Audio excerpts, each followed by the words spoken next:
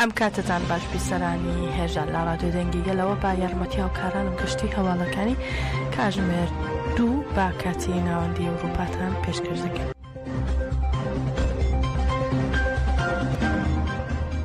کۆنسەی بەڕێوەبەری کۆنگرەی نەتەوەی کوردستان کەنەکە سەبارەت بە ئاڵۆزیەکانی نێوان ئێران و ئیسرائیل و مەترسیەکانی لەسەر کوردستان ڕاگەیاندراوێکی بڵاو کردەوە و ڕاگەیاندووە وەکگەلی کورد لایەنێکی ئەم شەڕەنین و دەبێت هەوڵ بدەین نەبینە لایەنێکی شەڕەکە، بەڵام پەیوەندی بە ئێمەوە هەیە و کاریگەری زۆر لەسەر گەلی وڵاتەکانمان دەبێت بەم بۆنەیەوە داوا لە هەموو هێز و لایەنەکانی کوردستان دەکەین کە پاڵپشتی هەوڵەکانمان بن بۆ بەهێزترکردنی یەکرەزی ناوماڵی کورد. لە ڕاگەیاندراوەکەیدا کەنەکە ئاماژەی بۆ کردو وەکگەلی کورد نامانەوێت لە بەرەیەکی ئەم شەڕەدا بین و دەمانەوێت هەموو کێش و ئاڵۆزیەکانی هەرێمەکەمان با دیالۆگ و ئاشتی چارەسەر بکەین. هەروەها ڕاشی دەگەین هەوڵ دەدەین لە ڕۆژانی داهاتوو هەوڵ و توانای خۆمان بخەینە خزمەتی پەرەپێدانی یەکرێزی نێوان پارت و لایەنەکانی ڕۆژهەڵاتی کوردستان و لە ڕێگەی سەردانکردنی هەموو حیزب و ڕێکخراوەکانەوە هەوڵ دەدەین مەکانیزمێکی هەماهەنگی لە نێوان حیزب و ڕێکخراوەکانی ڕۆژهەڵاتی کوردستان دا بمەزرێت. لە کۆتاییدا کەنەکە ڕای دەگەێنێت داوا لە هەموو لایەنەکانی ئەم شەڕە دەکەن با زووترین کات شەڕ ڕابگرن و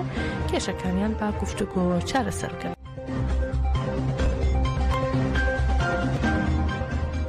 لە شاری مارسیلیای فەرەنسا با کۆنگرەی یەکەم فێدراسیۆنی کۆمۆنی دیموکراتیک لە باشووری فەرەنسا فەکەدەکە BF بە فەرمی دامەزرا. کۆنگرەکە لە کەسێتی کادرانی پێشەنگی پەکەکە عەلی حەیدەر قەیتان و ڕەزا ئاڵتون باخولەکێک وەسەن بۆ یادی شەهیدانی ئازادی کوردستان دەستی پێکرد. پاش هەڵبژاردننی دیوان و ڕاگەاندنی ڕۆژەوی کۆنگرەکە مانیفێستۆی سۆسیالیزمی کۆمەلگەی دیموکراتیک و بانگەوازی ئاشتی و کۆمەلگەی دیموکراتیک خوێنرایەوە و تیایدا ئاماژە بە بناغا ئایدۆلۆژیاکانی کۆنفرانسەکە کرا. هاوسەرۆکی کۆنگرەی کۆمەلگەی دیموکراتیکی کوردستانیان لە ئەوروپا کە جەدەکە ئەوروپا زوبەیدا زومۆرۆت ڕایگەیاند مانیفێستۆی سۆسیالیزمی کۆمەلگەی دیموکراتیکی ڕێبەرۆجەلان بۆ گەلانی ڕۆژهەڵاتی ناوەڕاست ڕێنیشاندەر و فێدەراسیۆنەکە باگوێرەی ئەم دیتگایە دامەزراوە. هەروەها لە کۆنگرەکەدا موراد جەیلان ئەندامی دیوانی کۆنگرەکە ڕایگەیاند ئەم فێدەراسیۆنە بۆ کوردانی باشووری فەرەنسا سەرەتایەکی نوێیە. هەروەها پەیڕەوی ناوخۆی فێدەراسیۆنەکە لە کۆنگرەکەدا خوێنرایەوە و جەختکرایەوە فێدەراسیۆنەکە بنەما دیموکراتیک و کۆمۆناڵ و ئێکۆلۆژیک و ئازادی خوازیژن و یەکسانی با بناغات دەگرێت و با گوێرەی یاساکانی فەرەنسا لە سەرزەمینەیەکی یاساییش خەبەت دەکات.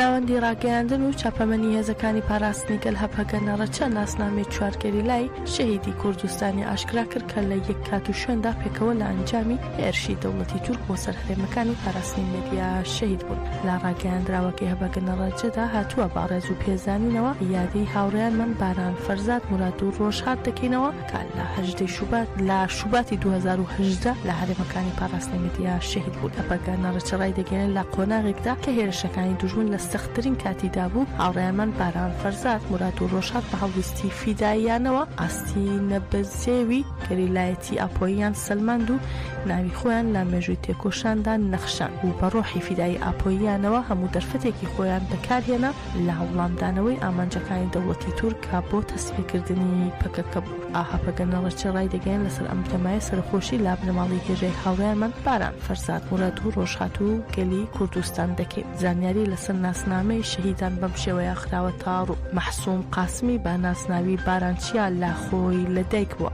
هەروەها بارش ئۆزدن بە ناسناوی فەرزاد سەما لە ئاگری لەدایک بوو. عەبدولحەکیم گۆڕن بە ناسناوی مراد ئەرداڵ لە شەڕناخ لەدایک بوو. ئیلیاس حەکیمی بە ناسناوی ڕۆژهات ڕۆژهەڵات لە ماکۆل لەدایک بوو. هەمویان لە شوباتی 2018 لە هەرێمەکانی پاراستنی مێدیا شەهید بوون.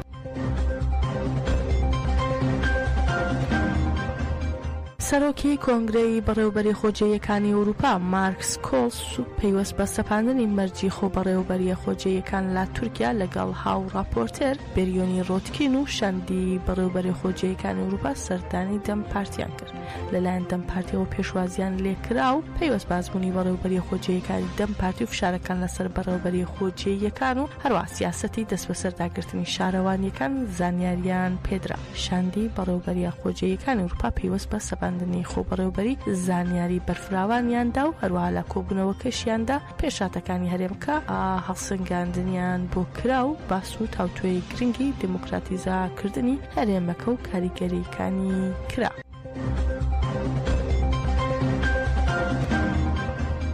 کەمێک پێشەستا ئیسرائیل 5 ناوچەی لە تاران بردومان کرد و یەکێک لەو شوێنانش زیندانی ئێڤینە و زانراوەکە دیواری زیندانی ئێڤین ڕوخێندراوە و بەڵام تا ئێستا زیانە گیانەکانی هێرشەکە بۆ سەر زیندانەکە نەزانراوە.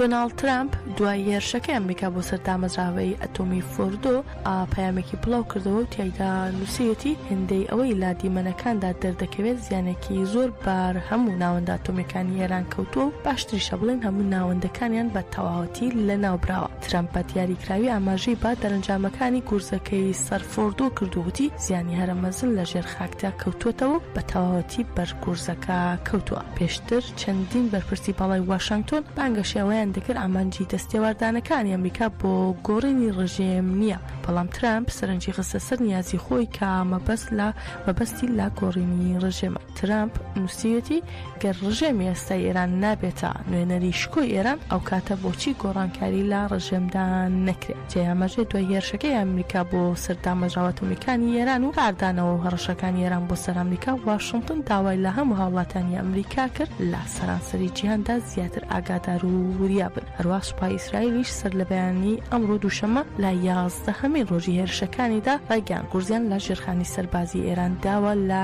کرماشان ئاماژە بەوەیشیان کردووە کە گورز لە ژێرخانی سەربازی مەنگی دەست کرد و ڕاداری ئێران لە ڕۆژاوای ئێرانیش دراوە. سوپای ئیسرائیل هەروەها پشتڕاستی کردەوە فڕۆکەیەکی سەربازیان لە پارێزگای لۆرستان لە کاتی ئۆپراسیۆنی سەربازیدا کەوتووەتە خوارەوە و نەتانیاهو سەرۆکوەزیرانی ئیسرائیل لە کۆنگرەیەکی ڕۆژنامەوانیدا کە تۆمار کرابوو باسی لەوە کرد کە ئیسرائیل بە هەموو توانای خۆیەوە درێژە بە کارەکانی لە ئێران و غەزە دەدا.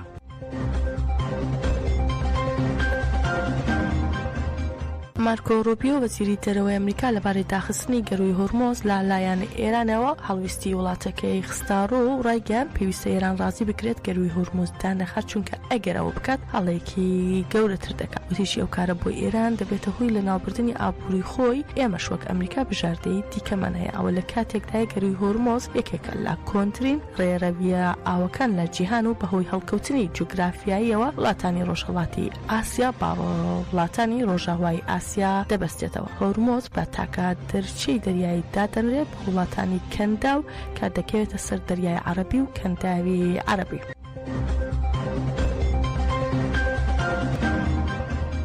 بە گوێرەی ڕاگەیاندراوێت کە لە میدیاکانی ئێراندا بڵاوکراوەتەوە شەپۆلی 21 ئۆپەراسیۆنەکانی دژی ئاماجە سەربازیەکانی ئیسرائیل دەستی پێکردووە. لە ڕاگەیاندراوەکەدا ئاماژە بۆ کراوە ئەم شەپۆلە نوێی هێرشەکان ئۆپەراسیۆنێکی تێکەڵاوە لە ڕێگەی موشک و درۆنەوە دەکرێت. ئامانجەکانیش بریتین لە پێکە سەربازیەکان و ناوەندەکانی پشتیوانی سەربازی لە باکوورەوە بۆ باشووری ئیسرائیل بە تایبەتی لە حیفا و تەلەڤیڤ. ئێران بانگشی ئەوە دەکات کە لە هێرشەکەدا موشکی سوتەمەنی شل و ڕق بەکاردەهێنێت و تاکتیکی تایبەت پەیڕۆدەکە بۆ تێپەڕاندنی سیستەمی بەرگەری ئیسرائیل. هەروەها باپەی ئەو گرتە ڤیدیۆیانەی کە لەلایەن میدیاکانی ئیسرائیل بڵاو بوونەوە لە چەندین ناوچەی ئیسرائیل موشک کەوتونەتە خوارەوە و بوونەتەوە هۆکاری وێرانکاری لە شوێنی کەوتنە خوارەوەیان.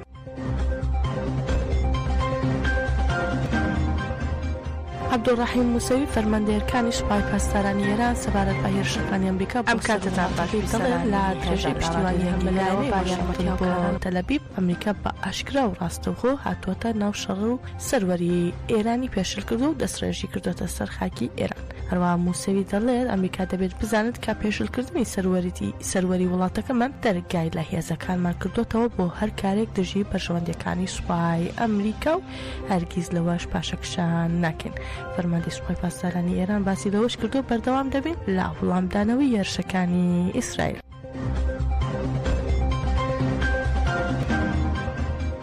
لەلایەکی تریشەوە و تەبێژی بارێگای ناوەندی خاتەمول ئەنبیا سەبارەت بە وەڵامدانەوەی هێرشەکانی ئەمریکا بۆ سەر ئێران و هەڕەشەکردن لە بەرژەوەندەکانی واشنگتن لە گرتەیەکی ڤیدیۆییدا ڕایگەیان ئەمریکا درێژە بە پشتیوانی هەمەلایەنەی خۆی لە دەستڕێژی ئیسرائیلیدا و ڕاستەوخۆ لەگەڵ ئێران کەوتە شەڕەوە و سروەری ئێرانی پێشل کرد. ئەمەش پێشلکردنی سروەری وڵاتەکەمان بوو.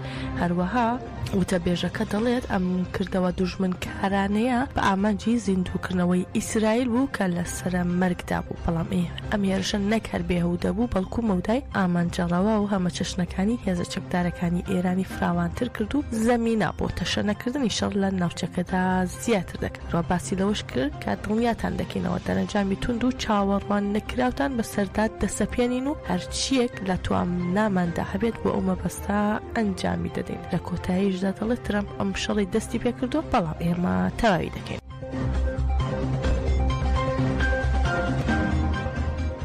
مەجید تەختیڕەوانچی و جێگری وەزیری دەرەوەی ئێران سەبارەت بە ئەنجامدانی گفتوگۆ لەگەڵ ئەمریکا سەبارەت بە پرسی ئەتۆم لە چاوپێکەوتنێکدا ڕێگەیان گفتوگۆکردن لەگەڵ ئەمریکا بێسوودە و بەردەوامین لە پیتاندنی یۆرانیۆم. دەشڵێ سوپای وڵاتەکەمان دەزانێت چۆن مامەڵە لەگەڵ مەترسیەت دەرەکیەکاندا بکات. تەختیڕەوانچی دەڵێت بە ئامانجگرتنی بنکە ئەتۆمیکانی ئێران کە لە چوارچێوەی یاسا نێودەوڵەتیەکان پارێزراون تاوانێکی نێودەوڵەتی و دەبێت ئیدانە بکرێت. ڕۆ باز لەوەش دەکات ئێران لە چوارچێوەی مادەی 50 پەیمان نامەی نەتەوەی گرتوەکان مافی خۆپاراستنی هەیە.